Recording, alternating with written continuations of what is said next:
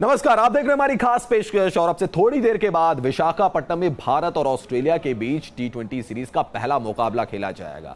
इस मुकाबले में हम उम्मीद कर रहे हैं कि भारत ऑस्ट्रेलिया को हराएगा और इसकी गूंज पाकिस्तान में भी सुनाई देगी। हमारे साथ हमारे क्रिकेट एक्सपर्ट मनिंदर सिंह, उनके साथ हम बातचीत करेंगे। अब बिल्कुल देखिए, उनको रिवॉर्ड दिया गया एक्चुअली जो उन्होंने परफॉर्मेंसेस किए हैं। अगर आप उनका फर्स्ट क्लास सीजन भी निकाल के देख लें, उन्होंने काफ़ी विकेट्स लिए। फिर इंडिया ए के लिए जब भी मौका मिला, अभी हाल ही में उन्होंने 5-6 विकेट लेकर मैच जिताया इंग्लैंड के अगेंस्ट। सो आई थिंक ये सब चीज़ें कंसिडर की जाती हैं।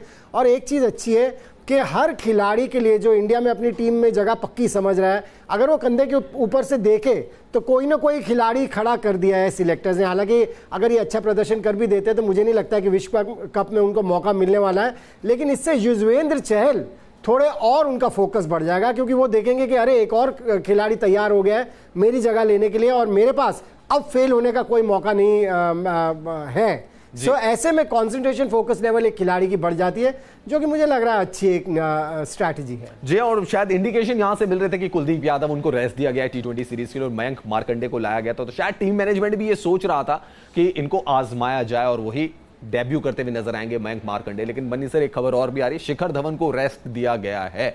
अब इसका क्या मतलब निकाला जाए, क्योंकि न्यूजीलैंड के खिलाफ T20 सीरीज में अच्छा स्टार्ट नहीं दिला पाए थे वो टीम इंडिया को और खुद के लिए भी बड़ा स्कोर खड़ा नहीं कर पाए थे। देखिए, रेस्ट दिया गया ये तो बात बाद में पता चलेगी, या कोई निगल है, कोई इंजरी है जिसकी वजह से उन्हें बाहर बिठाया गया है। क्योंकि कुछ चीज़ें अलग अलग ज़रूर हो रही हैं जो मेरे हिसाब से नहीं होनी चाहिए थी। न्यूजीलैंड के दौरे पर भी हुई, ऑस्ट्रेलिया के दौरे पर भी हुई, कि अगर आपकी स्कीम ऑफ थिंग्स में कोई खिलाड़ी हैं, जैसे न्यूजीलैंड में भी T20 क्रिकेट में हमने देखा दिनेश कार्तिक नंबर 6 पर बैटिंग कर रहे थे। अगर आपकी स्कीम ऑफ थिंग्स में है ये खिलाड़ी वर्ल्ड कप में, तो इन्हें ऊपर बैटिंग करानी चाहिए थी न्यूजीलैंड में भी।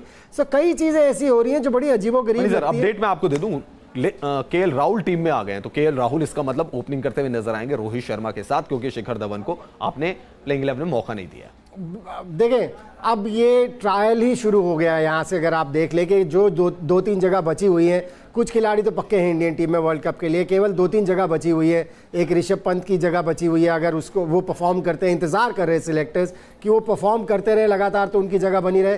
केएल राहुल के ऊपर हमने देखा था कि कैप्टन और कोच को बहुत ज़्यादा उनसे उम्मीदें हैं, उन पर भरोसा है और सिलेक्टर्स को भी है और उनमें टैलेंट भी है, इसमें तो कोई शक की बात नहीं है। सो प्रॉब्ली उनको मौका देना चाहते हैं, ज़्यादा से ज़्यादा मौका देना चाहते हैं कि अगर वो लय में आ जाते हैं तो वर्ल्ड कप में वो एक अहम कड़ी बन सकते हैं इंडियन टीम के लिए, ओपनिंग स्लॉट में भी, मिडिल ऑर्डर में भी।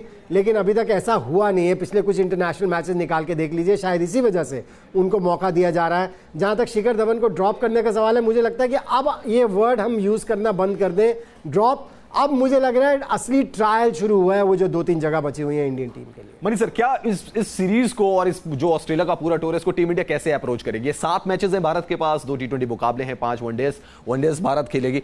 तो हर मैच एज ए ट्रायल हम देखेंगे, इसको टीम इंडिया देखेगी। आप वहां पे एक्सपेरिमेंट कर सकते हैं, आपको किन खिलाड़ियों को ट्राई करना है।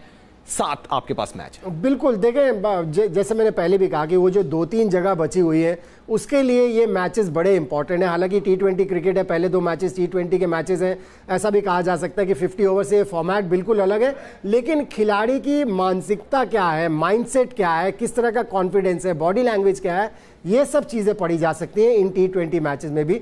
सो बिल्कुल मैं आपकी बात से सहमत हूँ। अब यहाँ से आप ट्रायल लेके चले इंडिया की फाइनल 15 बनाने के लिए वर्ल्ड कप के लिए। जी हाँ, बिल्कुल। और मनी सर, अच्छा ये होता कि आपने थोड़ा सा आईपीएल को और शफल करना था आगे, जैसे कि विराट कोहली ने भी कहा कि वहां पर थोड़े मैच मिल जाते आपको वर्ल्ड कप से पहले। हालांकि आप प्रैक्टिस मैच खेलेंगे इंग्लैंड में जाकर, लेकिन एक रिदम सेट होने के लिए आईपीएल के बाद आपको मैच मिल जाते। चलिए, ये मैच इंपॉर्टेंट होने वाला है रोहित शर्मा के लिए भी, क्योंकि सिर्फ 2 छक्के और रोहित शर्मा को लगाने और उसके बाद वो T20 क्रिकेट के बन जाएंगे सिक्सर के।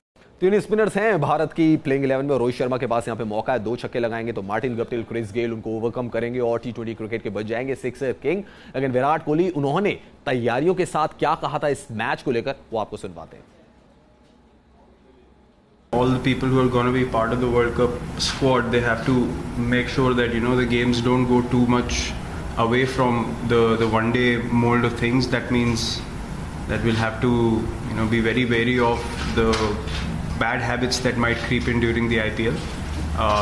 And from a personal point of view, I would look to continue in the same way that I have in all formats over the years and not do anything fancy, because as I said, frame of mind is the most important thing getting into the World Cup, and we need 15 people who are confident and mentally really happy about where their game is at that particular moment, and that will take a consistent effort from all the players during the IPL to keep a check on that.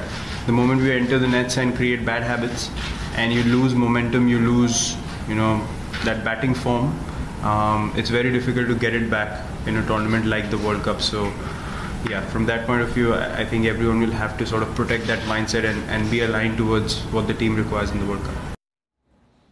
Virat Kohli कह रहे हैं कि IPL के बाद भी आपको mindset को continue करना पड़ेगा, मोमेंटम को कंटिन्यू करना पड़ेगा। लेकिन मनी सर, मेरा सवाल वाइजैक टी20 से रिलेटेड है। 3 स्पिनर्स को आपने इंक्लूड किया, मार्कंडे भी हैं, कुणाल पांड्या भी हैं और चहल भी।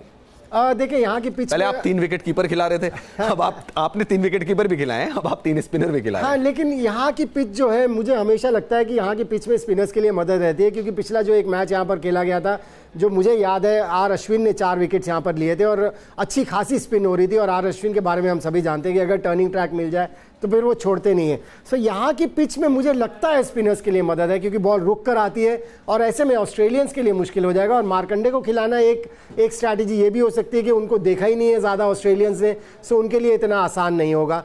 सो पहले इंडियन टीम बैटिंग करने वाली है, जो भी टारगेट होगा ये तीनों स्पिनर्स का होने से अगर ड्यू नहीं गिरती है तो इंडियन टीम को फायदा। मनी सर, विजय शंकर, आप उनको कह रहे थे बहुत टैलेंटेड लॉट है, एक अच्छा ऑलराउंडर हमें मिल गया है, उनको आपने लेकिन इंक्लूड नहीं किया यहाँ पे प्लेइंग 11 से, उनको बाहर का रास्ता दिखा दिया। न्यूजीलैंड में ऐसा लग रहा था कि आप सब्स्टिट्यूट तैयार कर रहे हैं हार्दिक पांड्या का। देखिए, न्यूजीलैंड में जो टी20 मैचेस में ये गलती हुई कि उनको बॉलिंग ही नहीं दी गई, वो मेरे हिसाब से बहुत बड़ी गलती हुई थी। यहाँ पर अगर आप पिच की कंडीशन देखें तो जैसे मैंने पहले भी कहा कि स्पिनर्स के लिए ज़्यादा मदद रहती है, शायद इसी वजह से 3 स्पिनर्स खिलाएं।